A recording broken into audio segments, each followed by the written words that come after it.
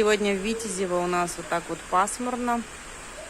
Полдня у нас идет дождик. Мы, конечно, сходили погуляли немного, но все-таки в основном мы находимся сегодня в номере. Благо у нас здесь хорошая территория для детей. Здесь развлекухи, батут у нас стоит, качели, классный навес, где мы проводим время. Ну, в общем, мы не жалеем, да, что мы отдыхаем от жары.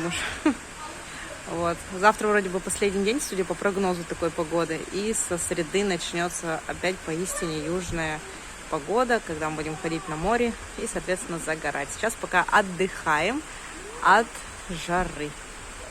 Нас не топит здесь. У нас многие спрашивают, что там в Сочах какой-то ужас творится.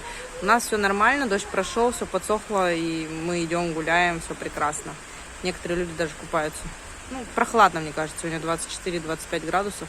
Для купания как-то не очень. Плюс волнуется море. Мы воздержимся.